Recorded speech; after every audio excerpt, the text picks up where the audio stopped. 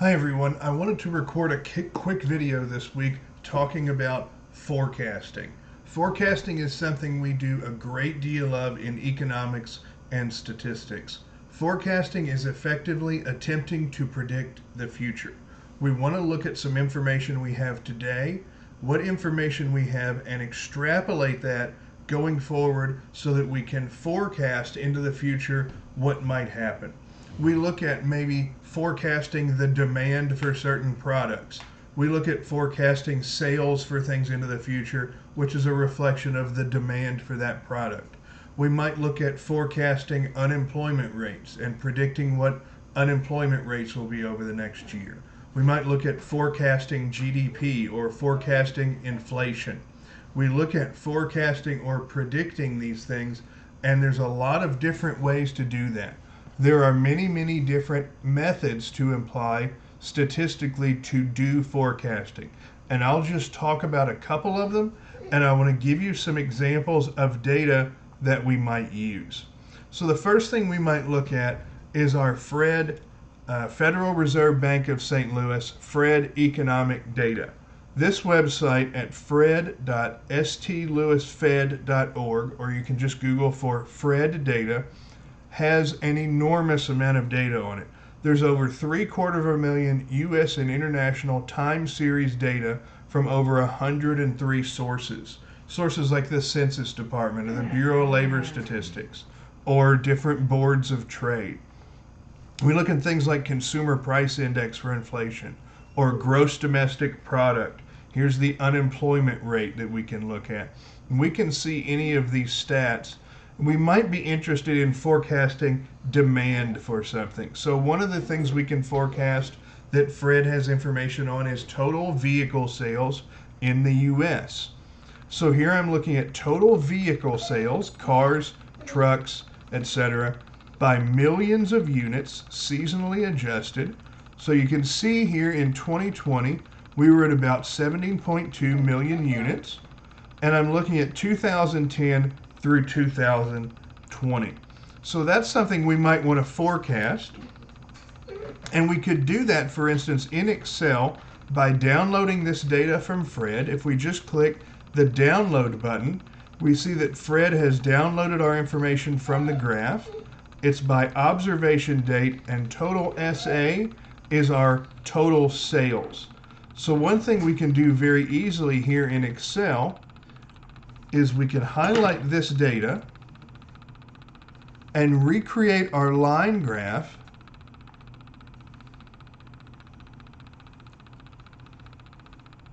from Fred, where this looks very similar to the one we were just looking at.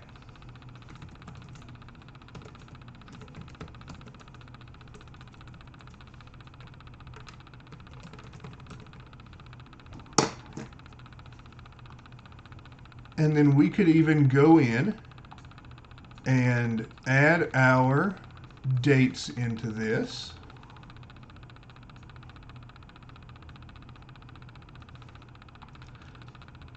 So that we have virtually the same graph we had in Fred on the website by downloading this.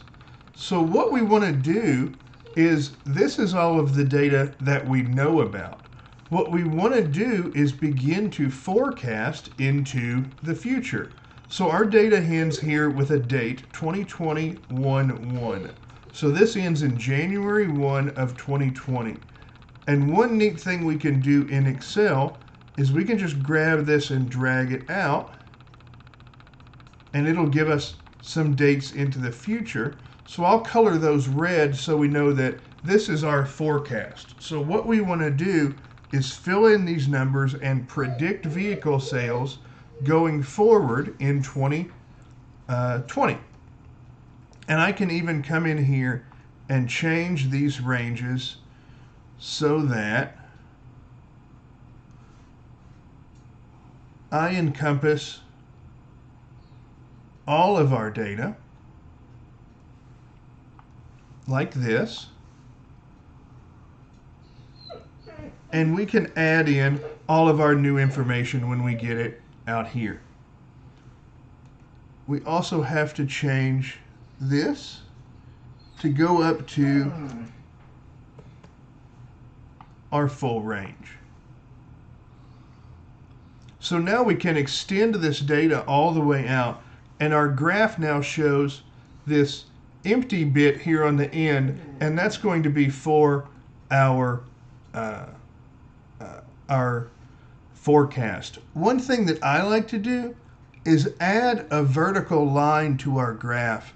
I like to just drop a vertical line in like this so we can show the difference between, on the left is the real data that we've downloaded that we know is accurate.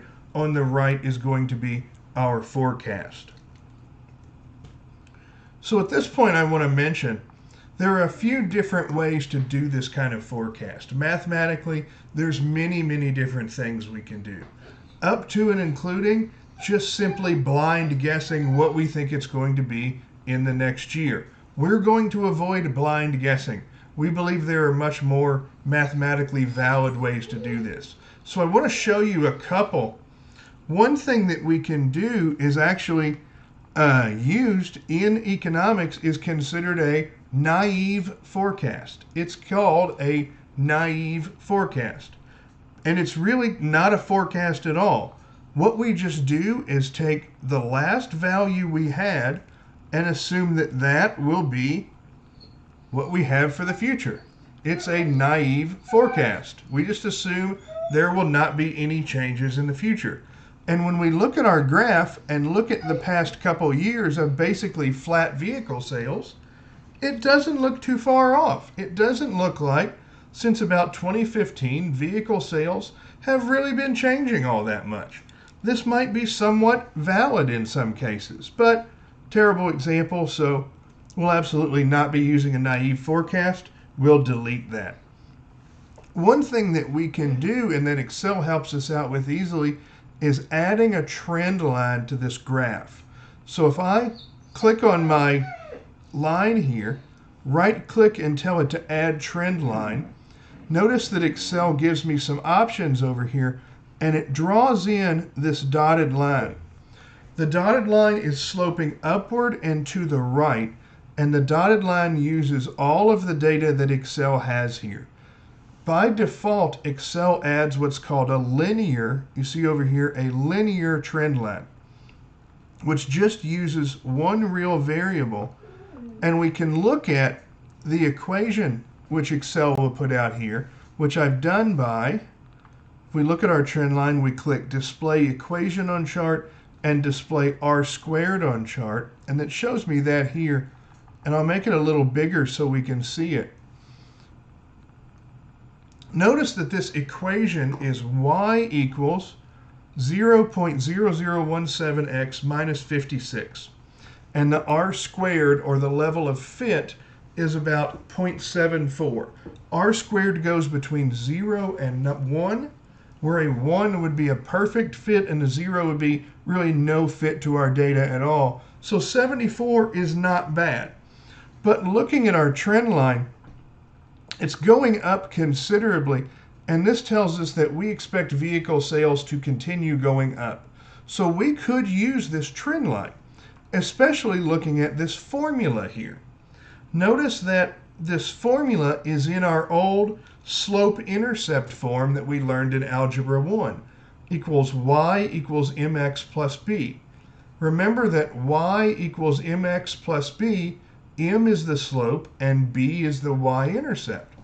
Well, it's in exactly that form. Y equals mx plus b. Here's our intercept over here, and here's our slope of our line. The slope of our line is positive, so what this is telling us is that vehicle sales are growing by 0.0017 every time. If we believe that this overall growth trend we've seen over the time frame of our data continues, all we would have to do is take this 0.0017 and add that to the end of this,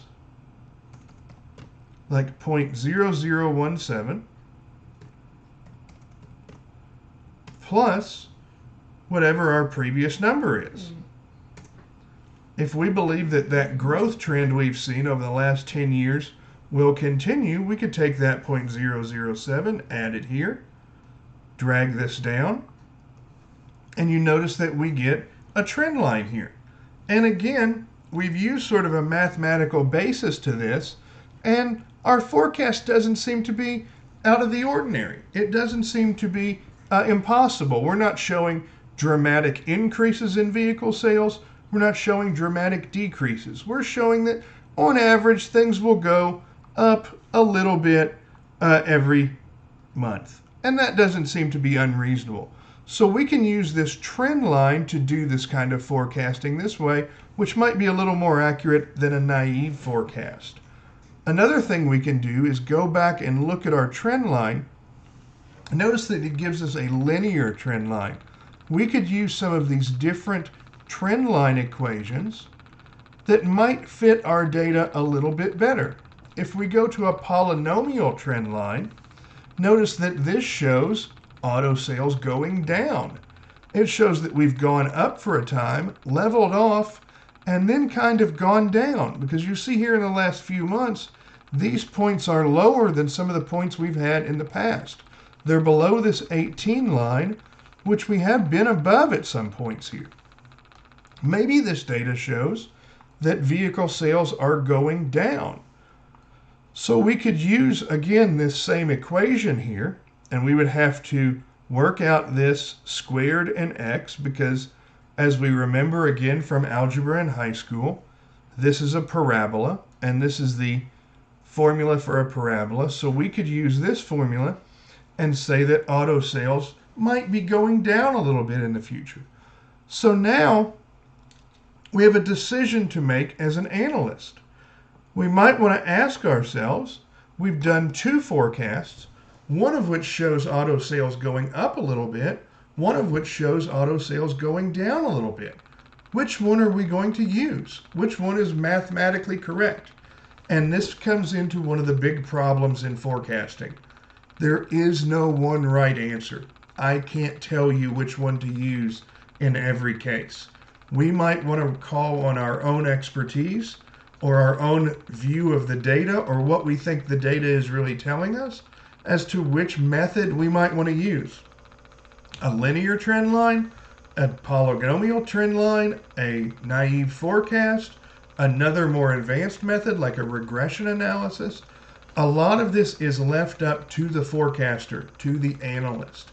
In just this simple video, I've shown that we can do a forecast in two very similar ways, which gives us two possible outcomes. This is very often the case. Forecasting is not an exact science. There's more art to this than science, because after all, we're attempting to predict the future. There's no absolute way to do that. A lot of your conclusions are going to be left up to your own information and how you interpret the data and what you believe the right outcome is going to be. So we could produce either of these forecasts knowing that they're both defensible. There's a reason we did these. We can stand up in front of people and explain, I'm using this forecasting method because of these reasons, or I'm using a different forecasting method because of other reasons. We have to make that defense and explain why we're using these methods and what we believe is going to happen in our forecast. But there are many different ways to do it, and each of those ways could wind up with different outcomes. Forecasting in economics is difficult and often comes up with different results.